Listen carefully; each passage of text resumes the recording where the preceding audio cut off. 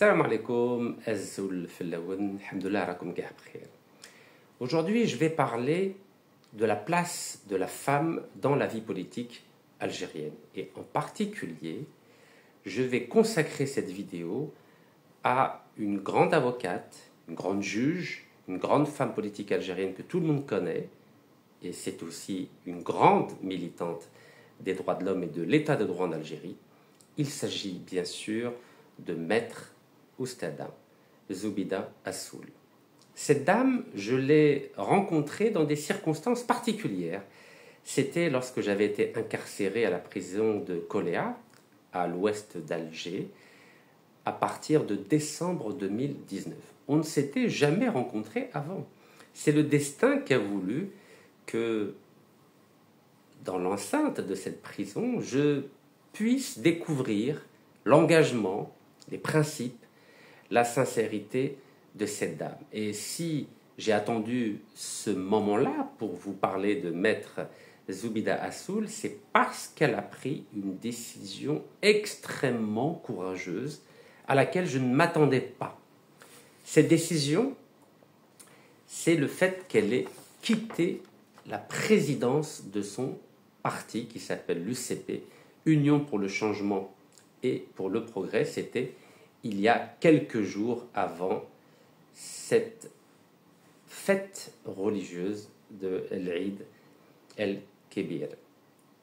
L'UCP, c'est un parti politique qui a été agréé en 2013, c'est-à-dire il y a 12 ans maintenant. Elle avait déposé une demande d'agrément à partir de 2012 qui a été accordée par l'Algérie, en tout cas le ministère de l'Intérieur algérien en 2013. C'était dans la foulée du printemps arabe qui avait été initié en Tunisie à partir de 2010-2011, et l'Algérie à l'époque voulait calmer le jeu, voulait essayer de rendre la vie politique un peu plus ouverte, et de la même façon que Maître Zoubida Assoul a obtenu l'agrément pour son parti politique, il y a aussi le parti de Sofiane Gilali qui a aussi obtenu l'agrément des autorités algériennes pour son mouvement Jil Jadid, c'est-à-dire la nouvelle génération. Alors, vous savez que dans la vie politique algérienne, elle est essentiellement dominée par des figures masculines, par des hommes. Il suffit de lire les journaux, de regarder la télévision, il y a très peu de femmes. Et dans les années 90, il y avait déjà deux femmes qui étaient sorties du lot, en l'occurrence Louisa Hanoun, qui a créé un parti politique en 1990 qui s'appelle le Parti des Travailleurs, d'obédience, disons, communiste, trotskiste, et une autre dame qui s'appelle Khalida Toumi, qui a fait partie du RCD, le parti RCD, Rassemblement pour la culture et la démocratie, du docteur Saïd Saadi. C'était dans les années 90. Ensuite, Madame Khalida Toumi a fait partie du gouvernement sous la présidence de feu Abdelaziz Bouteflika en qualité de ministre de la Culture. Donc en dehors de Louisa Hanoun et de Khalida Toumi, disons que l'opinion publique algérienne n'est pas habituée à voir des femmes faire de la politique. Il est vrai que parmi les figures de mouvements, disons, à connotation musulmane ou islamiste, il y a aussi Naïma Salhi qui a défrayé la chronique en remettant en cause et en question la mazérité de l'Algérie. Donc disons que pour le camp laïque, il y a Louisa Hanoun, Khalida Toumi, et pour le camp dit musulman, il y a Naïma Salhi. Mais en dehors de ces trois figures-là, on ne peut pas dire que la vie politique algérienne jusqu'en 2012-2013 est brillée par une présence affirmée, audacieuse, professionnelle, engagée sur le terrain politique. Donc il a fallu attendre l'arrivée de Maître Zoubida Assoul en 2013 pour voir une figure moderne, une figure engagée, une figure professionnelle, car quand on la compare aux autres figures féminines de la vie politique algérienne, elle a un parcours professionnel brillant, soit en qualité de juge, soit ensuite en qualité d'avocate et de militante des droits de l'homme, qui n'a cessé, depuis son engagement dans la vie politique en 2013, de défendre la mise en place d'un état de droit. Alors pourquoi j'ai attendu juin 2027 pour vous parler en détail de Maître Zoubida Assoul? C'est parce qu'elle a pris une décision inattendue. Vous savez, à titre de comparaison, que Mme Louza Hanoun, qui préside aux destinées du Parti des travailleurs depuis 1990, c'est-à-dire depuis 35 ans, n'a jamais voulu assurer une alternance au sein de son parti. On croyait, en tout cas je croyais, que l'attachement au kursi, c'est-à-dire aux prérogatives de la présidence d'un parti, était réservé, j'aimerais dire, aux hommes, à ce vice qu'ont les hommes de ne jamais quitter leur siège. Force est de constater que depuis 35 ans, le Parti des travailleurs de Mme Louza Hanoun a du mal à assurer ou à organiser l'alternance. Donc, la décision de Maître Zoubida Assoul de quitter son parti qu'elle a fondé en 2013, l'UCP, l'Union pour le changement et le progrès, est à saluer. Ce n'est pas un événement anecdotique. Cela reflète la volonté de Maître Zoubida Assoul de ne pas s'accrocher au kursi, de ne pas s'accrocher à la tête de son parti après 12 années à la tête de l'UCP. Et le contraste est saisissant entre Madame Louza Hanoun et Maître Zoubida Assoul, qui sont de la même génération. L'une s'accroche à la tête de son parti et l'autre a décidé de laisser sa place aux jeunes. Et vous savez que c'est tellement rare en Algérie, c'est tellement rare dans les pays arabes ou musulmans du tiers-monde de voir des femmes ou des hommes politiques quitter la tête du parti, qu'il est important de signifier l'importance de cet événement. Je vous donne un exemple qui est de l'autre côté de l'Afrique, c'est-à-dire en Asie, notamment au Bangladesh. Vous avez vu qu'il y avait une première ministre qui n'a pas voulu quitter le pouvoir, et cette première ministre a été obligée de le quitter à cause de la rue qui s'est mobilisée pour que cette femme politique ne s'accroche pas au pouvoir. Et c'est ainsi qu'en 2024, il y a ce qu'on appelle le banquier des pauvres, qui s'appelle Mohamed Younous, qui est prix Nobel de la paix, qui a été appelé en toute urgence pour présider aux destinées du Bangladesh. Donc vous voyez, il n'y a pas que les hommes qui s'accrochent au pouvoir, il y a aussi des femmes qui s'accrochent au pouvoir. Je vous ai pris l'exemple de Madame Louza Hanoun à la tête du Parti des travailleurs en Algérie, et je vous ai pris l'exemple de l'ancienne Premier ministre du Bangladesh, qui, fort de la légitimité de son papa qui a créé l'État du Bangladesh en 1971, lorsqu'il a décidé de séparer le Bangladesh du Pakistan, qui jusqu'à 1971 dirigeait le Bangladesh, qui constituait la province orientale du Pakistan, et au milieu entre le Pakistan et le Bangladesh, il y avait évidemment l'Inde qui a tout fait pour que le Bangladesh se sépare du Pakistan à cause de cette rivalité très ancienne, en vous rappelant que l'Inde, le Pakistan et le Bangladesh constituent le même peuple. La seule différence qu'il y a entre l'Inde et le Pakistan, c'est la religion musulmane, les Indiens étant hindouistes, et la seule différence qu'il y a entre le Pakistan et le Bangladesh, c'est simplement la séparation éloignée de 1800 kilomètres. Donc la décision de Maître Zoubida Assoul est à saluer. Alors avant elle, en 2022, donc côté homme, il y a eu la figure de Mohsin Belabbès. Mohsin Belabbès qui était président du RCD, Rassemblement pour la culture et la démocratie. Le RCD étant un parti qui a été fondé par le docteur Saïd Saadi dans les années 90. Donc après 2 mandats simplement, Mohsin Belabbès a décidé de quitter son parti. À l'époque, j'avais salué la décision de M. Mohsin Belabbès d'avoir quitté la tête du RCD en n'essayant pas de s'accrocher au Kursi. C'est la raison pour laquelle j'ai choisi cette photo. Nous avons d'un côté Mohsen Belabbès ici, l'ancien président du RCD, et de l'autre côté, Maître Zoubida Assoul, ancienne présidente de l'UCP, qui a décidé donc de quitter la tête de son parti il y a quelques jours. Vous savez, il est important de montrer que la démocratie repose pour beaucoup sur le principe de l'alternance.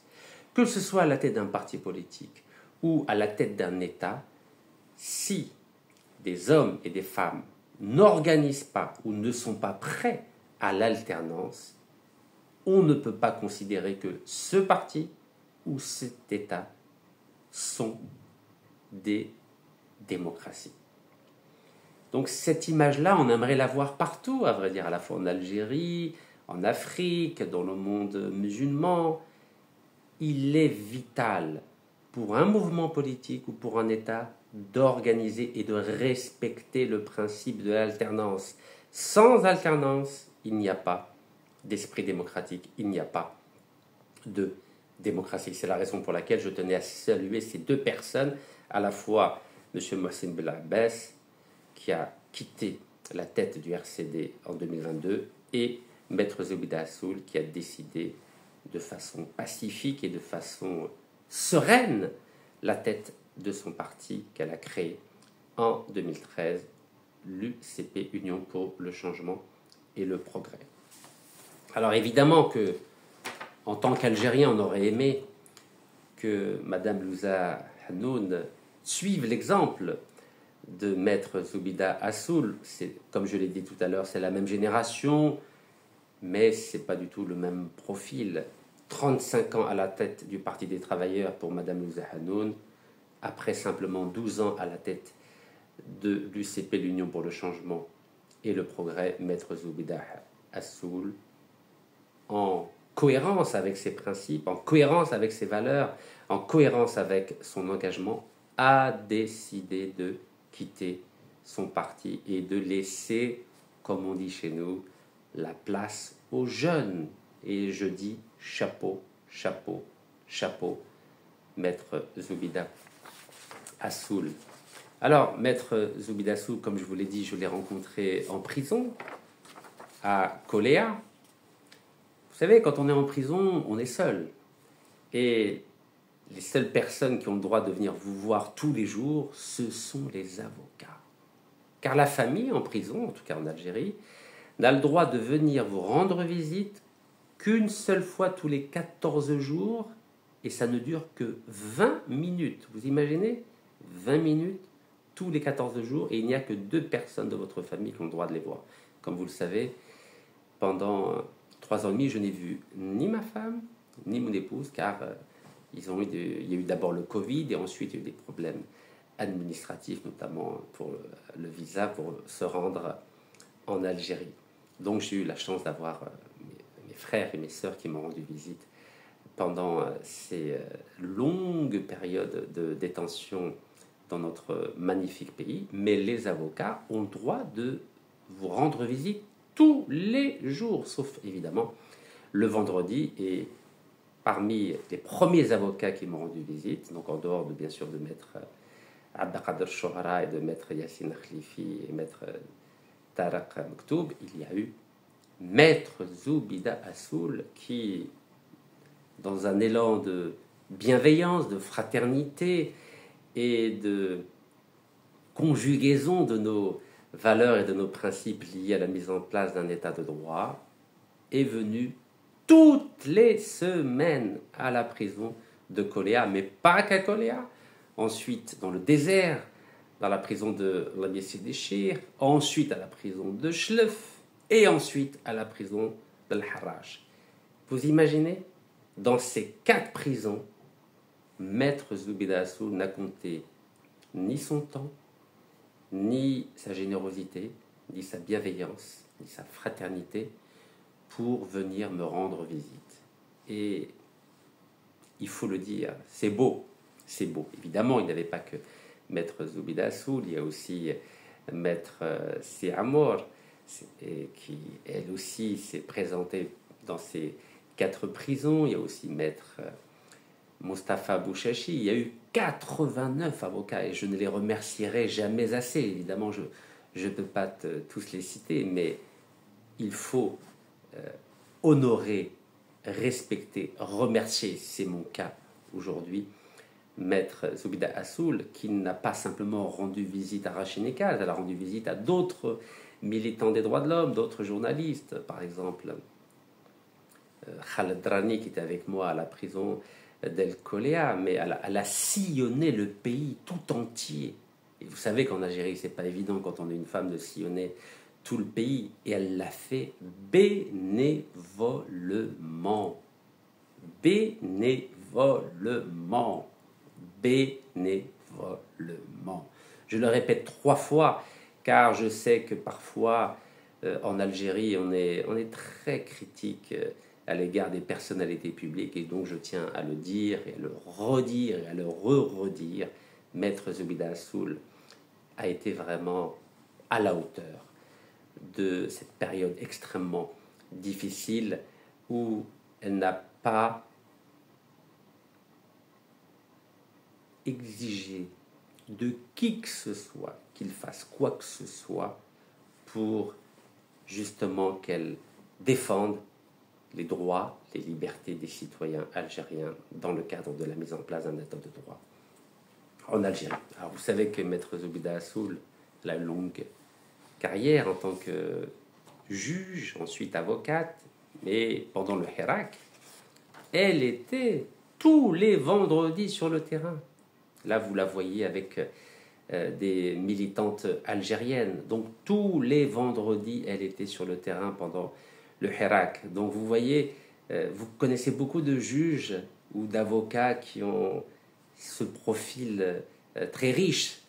Juges, avocates, militantes, femmes politiques. C'est pas évident, c'est pas évident. Et vous avez vu que dans les médias, que ce soit les médias arabophones ou francophones, c'est une excellente porte-parole et de l'Algérie et de la démocratie algérienne, en dépit des tares de notre démocratie, en dépit des dysfonctionnements que chacun de nous a pu constater. Elle était sur le terrain pour défendre les libertés individuelles et collectives, et elle était dans les tribunaux pour défendre les militantes et les militants des droits de l'homme dans notre pays. Alors, Maître Zoubida Assoul ne s'est pas contentée d'être juge, elle ne s'est pas contentée d'être avocate, elle ne s'est pas contentée d'être militante des droits de l'homme, elle ne s'est pas contentée d'être présidente d'un parti. Elle a aussi pris un engagement très important en se portant candidate à la candidature aux élections présidentielles algériennes de 2024. Et en Algérie, c'était la 2e femme à se porter candidate aux élections présidentielles. La première femme qui s'était portée candidate, c'était Louisa Hanoun en 2004. Vous savez que Louisa Hanoun a essayé à plusieurs reprises d'être candidate aux élections présidentielles, et en Algérie, c'est la première femme algérienne à s'être portée candidate aux élections présidentielles. Et en 2024, c'est Maître Zoubida Assoul qui a décidé de franchir le pas en se déclarant candidate aux élections présidentielles algériennes. Donc là, vous avez un communiqué de presse qu'elle a fait publier donc en 2024, donc un nouveau départ pour l'Algérie. C'était son principal thème de campagne. Son objectif, c'était évidemment, en sa qualité de juriste et de femme de loi, la mise en place d'un véritable état de droit en Algérie, avec évidemment aussi le principe de l'alternance démocratique en Algérie. Vous savez que notre pays en a beaucoup souffert pendant les 4 mandats de feu Abdelaziz Bouteflika. Vous savez, c'est dur de quitter le pouvoir, car au pouvoir est associé un certain nombre de privilèges. Quand on est au pouvoir, on ne s'imagine pas redevenir un simple citoyen. Vous savez, dans les pays d'Europe du Nord, que ce soit la Suède, le Danemark, la Finlande, c'est normal de passer de ministre à simple citoyen. Mais en Afrique, dans le monde musulman, aïe, aïe, aïe, que c'est dur de lâcher le pouvoir. Que ce soit dans une mairie, que ce soit dans un parti, que ce soit dans un État. On a du mal à quitter le pouvoir, à acheter sa baguette, à prendre son café dans le petit bistrot du coin, ou de manger dans un petit restaurant, ou de se balader dans la rue, de faire ses courses. On a du mal. Vous savez, quand on a été si longtemps colonisé, on est en manque de reconnaissance, on est en manque de pouvoir, on est en manque de privilèges. Et cet esprit de l'homme colonisé a provoqué chez nous, dans nos pays, dans les pays que je viens de citer, cet attachement viscéral. On est accroché au pouvoir, on est accroché au privilège du pouvoir. Et c'est pour ça qu'il y a tellement de corruption. Car évidemment, au pouvoir est attaché non seulement les privilèges, mais aussi la corruption. On a l'impression de manquer d'air, de manquer de liberté, de manquer d'argent. Alors on devient fou du pouvoir. Et cette folie liée au pouvoir, elle est à l'origine de beaucoup de nos problèmes, beaucoup de nos problèmes. Donc revenons à Maître Zoubida Assoul. La décision qu'elle a prise de se porter candidate à la candidature aux élections présidentielles algériennes en 2024 était une décision courageuse, car en Algérie, quand on est une femme, c'est dur de faire de la politique.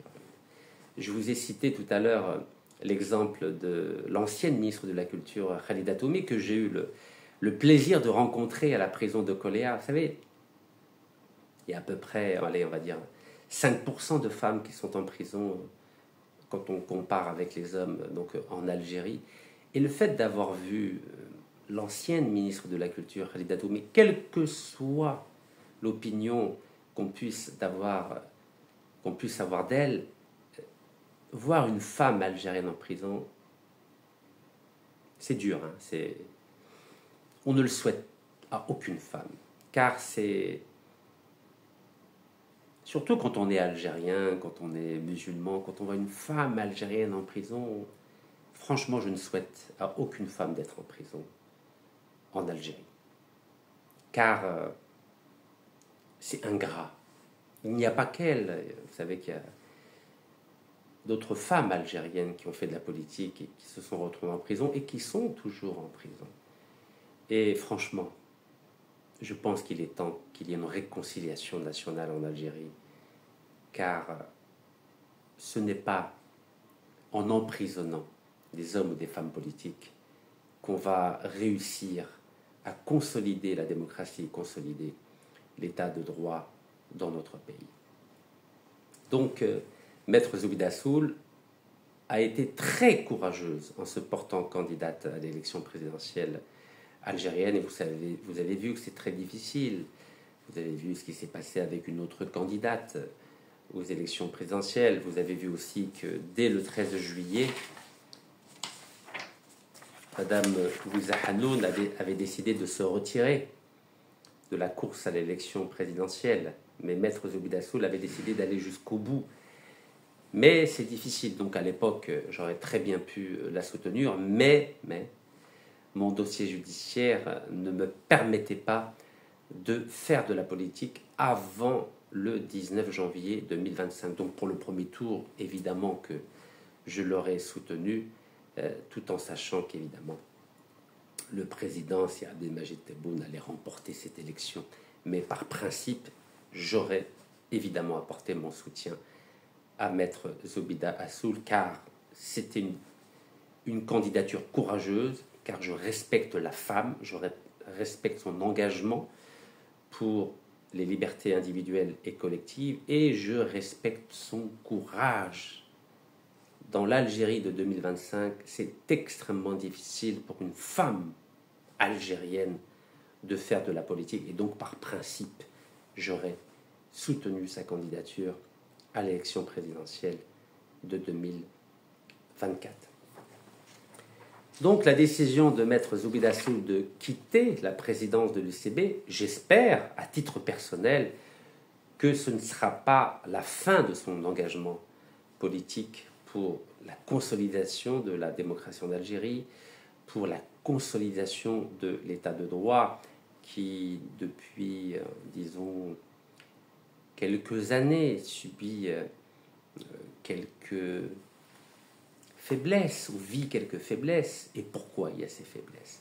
Car notre pays est entouré d'ennemis, vous avez vu, que ce soit en Afrique du Nord ou en Afrique noire ou en Europe, notre pays est la cible de multiples attaques.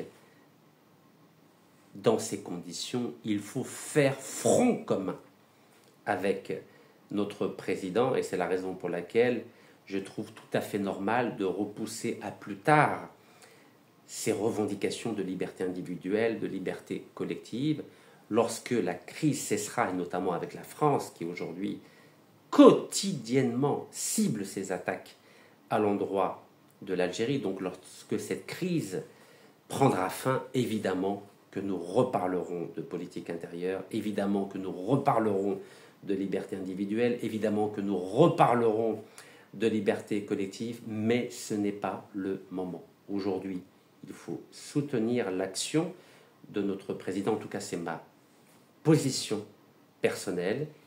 Et au sujet du cas de Maître Zoubida Assoul, je tiens à saluer son courage et je tiens à l'inviter à poursuivre son combat politique avec les formes qu'elle jugera utiles et nécessaires, car l'Algérie a besoin d'une grande dame, d'une grande femme de loi, d'une grande femme politique comme Maître Zoubida Assoul. Nous avons besoin de son profil pour les prochaines échéances, et je caresse le vœu que le fait qu'elle ait quitté la tête de son parti, l'UCP, n'est pas synonyme de retrait définitif de la vie politique algérienne. En tout cas, c'est ma position personnelle, c'est mon opinion personnelle. Je dis bravo à Maître Zoubida Assoul pour tout ce qu'elle a fait, mais j'invite Maître Zoubida Assoul à poursuivre son combat sous d'autres formes, car l'Algérie a besoin de tous ses enfants, que ce soit en Algérie ou à l'étranger, au travers de la diaspora, et l'Algérie a besoin de toutes ces femmes et de tous ces hommes. Barakallahu fikum, tahiyat Jazair, wa yarham shuhada, et bravo Maître Zoubida Assoul.